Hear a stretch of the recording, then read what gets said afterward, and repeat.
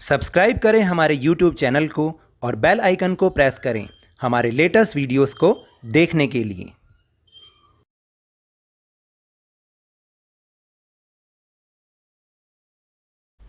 Hello and welcome to Lavneesh sir की class. आज की ये शिक्षा निदेशालय राष्ट्रीय राजधानी क्षेत्र दिल्ली की वर्कशीट नंबर 36 जो कि कक्षा 8वीं के विद्यार्थियों के लिए है। यह ली गई है हिंदी व्याकरण से, जिसके भाग 7 में आज हम जो टॉपिक सीखेंगे ना, वो टॉपिक है कारक। कारक थोड़ा सा अलग टॉपिक है, क्योंकि संज्ञा या सर्वनाम तो बहुत आसानी से समझ में आ ही जाता है। कारक थोड़ा सा उससे आगे की बात है, तो इसलिए बहुत ध्यान से समझिएगा कि आखिर कारक होता क्या है। लेकिन कोई बात नहीं, अगर आपको मुश्किल भी लग रहा है तो हम और आप मिलकर उसको आसानी से सीखने की कोशिश करेंगे। तो चलिए शुरुआत करते हैं मेरे साथ और समझने की कोशिश करते हैं। प्यारे बच्चों, आप जानते हैं कि संज्ञा या सर्वनाम के जिस रूप से वाक्य के दूसरे शब्दों के साथ उनका संबंध ज्ञात होता है उसे कारक कहते हैं, यानी संज्ञा या सर्वनाम। देखिए, हर वाक्य में संज्ञा या सर्वनाम तो होते हैं ना, वो शब्द होते हैं, और वाक्य के जो दूसरे शब्द होते हैं उनके साथ उनका संबंध जो हमें बताएं, जो शब्द बताएं, उन शब्दों को हम कारक कहते हैं। यानी वो बीच के शब्द जो कि संज्ञा या सर्वनाम के बाकी शब्दों के साथ संबंधों को बताते हैं, इसलिए हम उन्हें कारक कहते हैं। कारक के 8 भेद होते हैं। जैसे संज्ञा और सर्वनाम के भेद हमने समझे थे ना पिछली वर्कशीट्स में, ऐसे ही आज हम कारक के भेद भी समझेंगे। और कारक के 8 भेद होते हैं और बहुत ही आसान होते हैं। चलिए देखते हैं। तो देखिए, पहला कारक क्या है? कर्ता। इसकी पहचान क्या है? ने। यदि किसी शब्द में ने आया जिसने संज्ञा और दूसरे शब्दों के बीच में संबंध बताया, इस शब्द ने, तो ये हो गया कर्ता कारक। फिर एक होता है कर्म कारक, जिसकी पहचान होती है को। वाक्य में को आता है ना भाई, राम ने रावण को मारा, तो अभी जो को आया ये क्या हो गया? कर्म कारक हो गया। फिर करण। करण का मतलब है से। जब वाक्य में किसी में से आता है या किसके द्वारा, जैसे हम बोलते हैं कि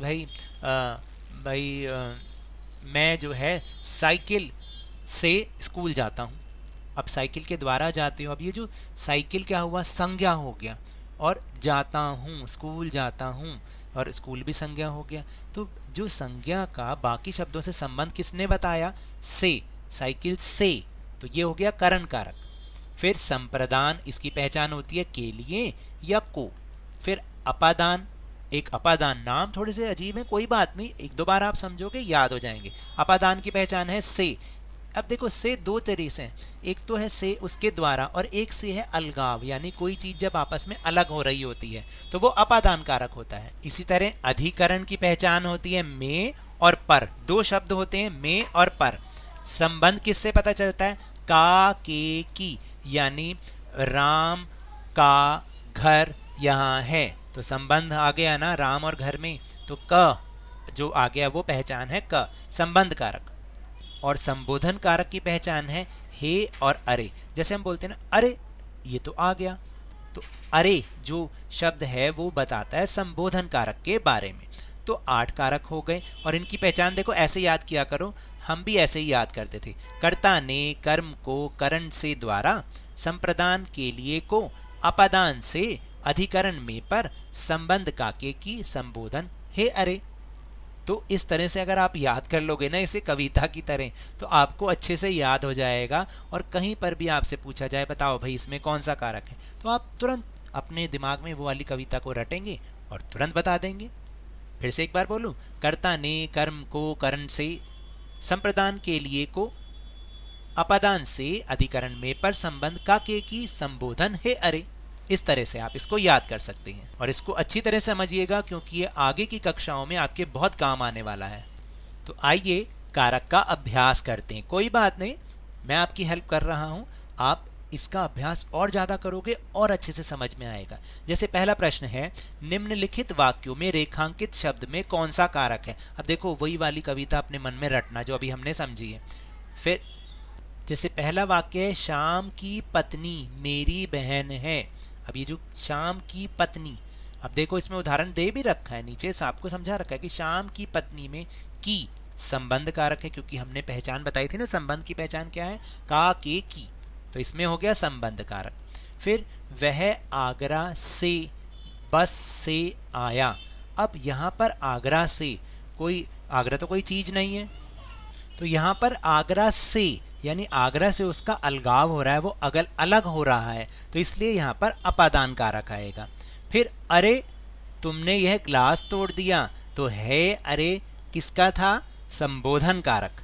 फिर सीता ने सुंदर गीत गाया, तो मैंने आपको समझाया था ना, कर्ता ने, तो इसमें कर्ता कारक है। फिर पेड़ से फल गिरते हैं, तो पेड़ से, अब पेड़ से फल अलग हो रहा है, पेड़ के द्वारा फल नहीं गिरते, पेड़ से फल यानी वो फिर दोबारा से वो अलग हो रहा है ना, तो इसका मतलब अपादान कारक है, अलगाव के लिए अपादान। और जब किसी चीज के माध्यम से कोई काम होता है तो हम कहते हैं करण कारक। चलिए अब हम दूसरा देखते हैं, रिक्त स्थानों की पूर्ति उचित परसर्ग अथवा कारक चिन्ह द्वारा कीजिए। तो अब आपको बताना है कि देखिए, तो जैसे हमने अभी तो ऊपर हमने कारक के नाम लिए, कर्ता कारक, कर्म कारक, करण कारक, संबोधन, अब उनकी जो पहचान है उससे वाक्यों को पूरा करना है। तो हमने अभी अभी याद किया ना, कर्ता ने, तो ये जो ने वाला है इससे पूरा करना है, कर्म को लगाना है, तो इसलिए माँ ने सौरभ को बहुत डांटा, तो आ गया चिन्ह, आ गया उचित कारक का चिन्ह आ गया। फिर कबूतर डाल पर बैठा है, कौन सा कारक है बताओ, तो ये पहचान है अधिकरण कारक की। फिर पत्ता पेड़ से गिर गया, ठीक है, पिता ने बालक को पुस्तक से समझाया, या पुस्तक के द्वारा भी हम लिख सकते हैं, लेकिन पुस्तक से, तो यहाँ पर करण कारक है, कर्ता ने कर्म को करण से, ठीक है। सामान कमरे में रख दो, तो ये भी कारक का ही चिन्ह है, याद है ना। तो आप जब भी आपसे बोला जाए आप उसी तरह उस कविता को याद कर लिया करो, जैसे मैंने अभी अभी आपको समझाया। फिर तीसरा प्रश्न, दिए गए कारक चिन्हों से एक एक वाक्य बनाकर लिखिए। अब देखो यहाँ तो आप कोई भी वाक्य बनाकर लिख सकते हो, और यहाँ पर जो मैंने लिखे वो एक सुझाव है, आप ये भी लिख सकते हो, और आप अपने सुझाव से, अपने विचार से खुद का भी वाक्य बना सकते हो। जैसे आपको के लिए ये यूज करते हुए, ये उपयोग करते हुए वाक्य बनाना है, तो मैंने बनाया दीदी वेदांत के लिए खिलौने लाई, आ गया वाक्य के अंदर ये, और वाक्य भी बन गया। कि राधा की पुस्तक वहां है, के द्वारा, तो डाक के द्वारा सामान भेज दिया है, तो आप भी इन शब्दों का, इन कारक चिन्हों का प्रयोग करके कोई वाक्य अपने आप से भी बना सकते हैं। को, मोहन शाम को घर आएगा। फिर से, राम साइकिल से बाजार गया, बाजार, ठीक है। और का, वैशाली का चश्मा गिरा। तो इस तरह से हम एक एक वाक्य बहुत आराम से बना सकते हैं। तो ये तो थी आज की वर्कशीट। अगर मेरे इस तरह समझाने से आपको थोड़ा सा भी समझ में आया हो तो इस चैनल को ज़्यादा से ज़्यादा सब्सक्राइब कीजिए, लाइक कीजिए और बहुत ज़्यादा शेयर भी कीजिए। और हाँ, मेरे साथ इसी तरह आसानी से वर्कशीट को समझते रहिए, लेकिन ध्यान और मन लगाकर पूरी मेहनत और लगन के साथ ऑनलाइन ही सही पढ़ते जरूर रहिए।